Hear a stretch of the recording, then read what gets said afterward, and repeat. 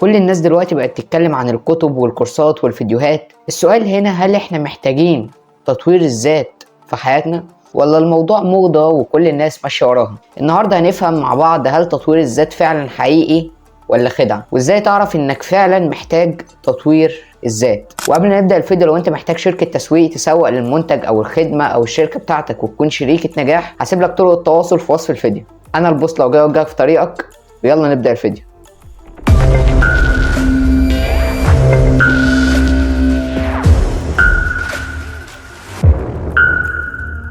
طبعا متعودين ان احنا نبدأ بالتعريف، ولو جينا نعرف تطوير الذات هنلاقي ان هو ليه اكتر من تعريف، لكن انا هقول لك ابسط تعريف. بص يا سيدي، تطوير الذات ببساطة هو انك تشتغل على نفسك في حاجة معينة، سواء تحسين عاداتك، مهاراتك، حتى افكارك، واكيد شخصيتك طبعا. يعني كل حاجة تخليك افضل نسخة من نفسك. طيب ليه كل الناس حاليا مهتمة بتطوير الذات؟ خلينا نعرف في البداية ونكون متفقين ان دي حاجة حلوة ومش وحشة خالص، لكن لو جينا نبص على السبب الرئيسي هنلاقي ان احنا في عصر السرعة. فلو انت ما تقدمتش وبقيت تطور من نفسك وذاتك كل يوم، يعني انت بين الناس الناجحة دي كلها انت مش هتعرف تعمل حاجة. قصدي يعني ما بين الناس الناجحة دي كلها انت لو ما قدرتش ان انت تتميز بحاجة، فانت للأسف هتضيع وهتقع. كل الناس بتتقدم وبقى فيه منافسة عالية عن زمان. زمان كان ممكن ان انت تنجح عادي جدا، النجاح كان سهل، لكن حاليا النجاح صعب جدا، وان انت تقدر تتميز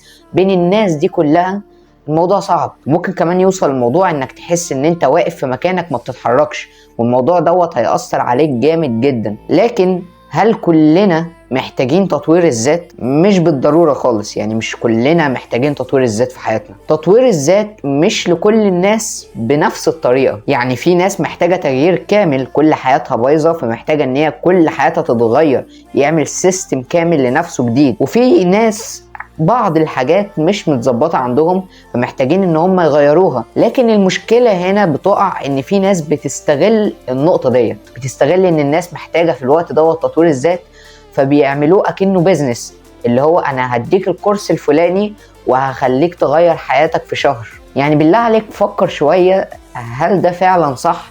يعني هل فعلا يقدر انسان انه يغير حياة انسان في شهر؟ الموضوع صعب. ومن هنا احب اقول لك نصيحة، ان مفيش حد يقدر يغير حياتك غير نفسك. امتى تقول انك محتاج تطوير الذات؟ لو حاسس انك واقف في مكانك ما بتتحركش وسط الناس اللي عمالة تتحرك بسرعة، فانت هنا محتاج تطوير الذات. ثانيا، لو انت بتقارن نفسك بغيرك، بتشوف حد ناجح بتقول ليه مش انا مكان الشخص دوت، فانت هنا محتاج تطور من نفسك، وبالذات تفكيرك. معنى ان انت بصيت لحد تاني يبقى انت في حاجات كتير قوي ناقصه في حياتك. وحتى لو في حاجات ناقصه في حياتك، ده مش صح ان انت تبص لحياه شخص احسن منك، لان ده هيحسسك بالنقص وهيحسسك ان انت فاشل. ثالثا، لو انت حاسس ان انت مش فاهم نفسك، يعني بتصحى كل يوم مش عارف انت رايح فين، ملكش وجهة معينة، هنا تطوير الذات هيكون مهم ان انت تفهم انت مين. رابعا، لو انت عندك حلم ومش عارف تبدأ منين. كتير مننا بيكون عنده افكار كبيرة وعظيمة جدا،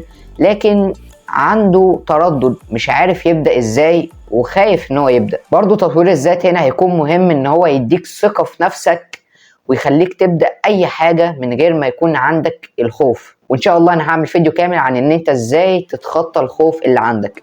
لكن لو انت عايز تشوف الفيديو دوت، ما تنساش تشترك في القناة وتفعل زر الجرس عشان يصلك كل جديد. هل تطوير الذات مجرد كلام؟ هنا مشكلة تطوير الذات بتيجي، وهو ان في ناس بتتاجر بيه. زي ما قلنا، في ناس زي ما قلنا بتبيع لك الوهم، بتقول لك اشتري الكورس الفلاني وانا هغير لك حياتك بالكامل وهخليك مليونير في 5 ثواني، اللي هو حاجة مش منطقية اصلا. انا مش عارف الناس اللي بتشتري الكورسات دي اصلا بتكون بتفكر ازاي. هو مفيش سبب منطقي غير ان هم عندهم شوية فلوس مش عارفين يودوها فين. لكن ان انت تكون داخل الكورس ومتأكد ان الكلام اللي بيقوله دوت صح، فانت كده محتاج فعلا تطوير ذات. خليك فاهم ان مفيش كورس في العالم هيعمل كده. تطوير الذات الحقيقي بيبدأ منك انت اللي لازم تبدأ الخطوة ديت مع نفسك، مش حد تاني هو اللي يجي ويخليك ان انت تبدأ. النقطة الوحيدة اللي انت ممكن تحتاج فيها حد ان هو بس يديك دفعة، زي حد من عيلتك او حد من صحابك يشجعك، مش يديك كورس بفلوس. ولو قلت لك ايه الفرق بين تطوير الذات الحقيقي وتطوير الذات الخدعة، فالحقيقي هبسطه لك في كلمتين: خطوات صغيرة مستمرة. الخدعة وعود كبيرة غير منطقيه. يعني تقول ان انا هبقى مليونير في شهر، مفيش حد بيبقى مليونير في شهر غير لو انت عامل اللي هو معاك فلوس وهتتاجر وعامل خطه وتسويق. موضوع صعب. فلو انت مش معاك الحاجات ديت فامسح فكره ان انت تبقى غني بسرعه. انا عن نفسي عارف ناس كتير بدات بحاجات بسيطه والحاجات دي غيرت حياتها. ولو عايز مثال حقيقي فانا قدامك. انا بدات بالفوتوشوب، دخلت على البرمجه، دخلت على التسويق، وفي النهايه فتحت شركه تسويق. فالموضوع جه بخطوات مستمره، ما جاش بوعد كبير مش منطقي ودخلت مره واحده. مفيش الكلام دوت. لو انت عايز فعلا تجيب فلوس حقيقيه ويكون عندك حلم كبير فالموضوع محتاج صبر وتعب. خطوات بسيطة لتطوير نفسك. اولا افهم نفسك، افهم انت مين وعايز تروح لفين. قبل ما تبدأ اقرأ كتب، شوف انت هدفك رايح لفين، خش كذا مجال عشان تعرف في الاخر ايه المجال اللي انت هتتميز فيه او اللي انت بتحبه وعايز تكمل فيه. لما تجاوب على الاسئلة دي كلها هتعرف ازاي تبدأ. ثانيا ابدأ بعادة واحدة. يعني مثلا لو انت عايز تحسن من بدنك وجسمك وصحتك فما تبدأش ان انت تروح الجيم مرة واحدة، تعمل رجيم كل ده في يوم واحد. لا، ابدأها خطوات. يعني مثلا اول خطوة ان انت تنزل تتمشى كل يوم 10 دقايق، بعد كده تكبر الموضوع تخليه 25 دقيقة، بعد كده تمشي على التريدميل، بعد كده تنزل الجيم، بعد كده تعمل رجيم مش قاسي في البداية. كل حاجة بتبدأ واحدة واحدة، مش كل مرة واحدة. ومن أهم النصايح اللي أنا خدتها من كتاب العادات الذرية كان بيقول إن أنت لو عملت كل يوم غيرت من نفسك ولو 1%، على آخر السنة هتكون غيرت من نفسك 75%. لكن لو أنت غيرت نفسك في البداية مرة واحدة آخرك هتغير من نفسك 45%. فشفت الفرق بين ديت وديت. فدايما خطوة واحدة نجاح كبير. ثالثا التعلم المستمر. مش لازم كورسات غالية. انا بقول ان في العصر اللي احنا فيه الكورسات ما بقتش مهمة للدرجات دي. انا اتعلمت الفوتوشوب والتسويق والمونتاج وكل حاجة من فيديوهات على النت مجانية، ما احتاجتش كورسات مدفوعة غير لما بقيت فعلا قادر ان انا استخدم البرامج ديت. وكمان جبت من الكورسات المجانية فلوس، والبالفلوس ديت خدت كورسات. يعني في البداية ما تبدأش بكورسات مدفوعة. يعني حتى البودكاست لو انت اتفرجت عليه هيغير من نفسك كتير جدا، بالذات في نقطة تطوير الذات. خليك دايما في زون التعلم، ان انت محاوط نفسك بكل حاجة تخليك تطور من نفسك. رابعا استثمر في وقتك. خليني اقول لك قاعدة خليها في حياتك: وقتك غالي. يعني لو انت ضيعت 5 دقايق من وقتك في حاجة ملهاش لازمة فده حاجة وحشة جدا.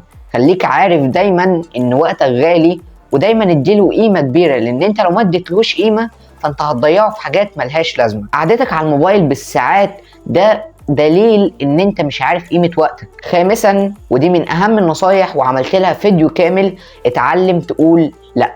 كتير مننا بيضيع وقته في حاجات ملهاش لازمه بسبب ان هو مش عارف يقول لا.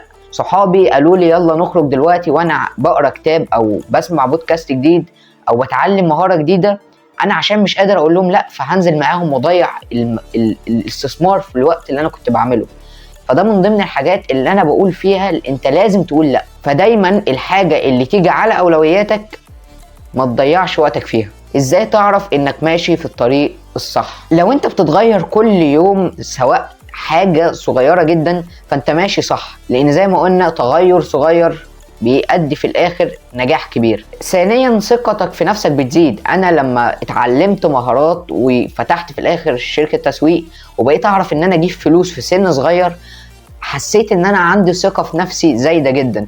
فده من ضمن الحاجات اللي تأكد لك ان انت ماشي صح. ثالثا الناس اللي حواليك بتحفزك وتشجعك. هتلاقي دايما الناس بتقولك انت اتغيرت، ده انت بتجيب فلوس، ده انت شخصيتك بقت حلوة.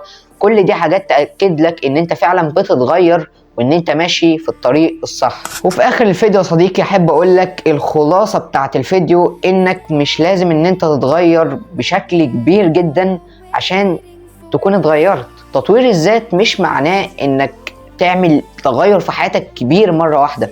تطوير الذات بيجي مرة بعد مرة، ولحد ما يعني في نهاية عمرك هتفضل تطور من نفسك. تطوير النفس او تطوير الذات مش بيخلص، ومش لازم ان انت تتبع حد معين وتاخد منه كورسات وتاخده قدوة. مش لازم ده عشان تطور من نفسك، انت ممكن تبدأ بنفسك في تطوير نفسك. انت اللي عارف ايه اللي ينفعك، وكمان انت اللي عارف ايه اللي يضرك وتبعد عنه. ولو الفيديو ده حمسك انك تبدأ، فما تنساش تشارك الفيديو دوت لأي حد بتحبه وعايز ان انت تغير حياته. انا البوصلة وجاك في طريقك، وسلام يا صديقي.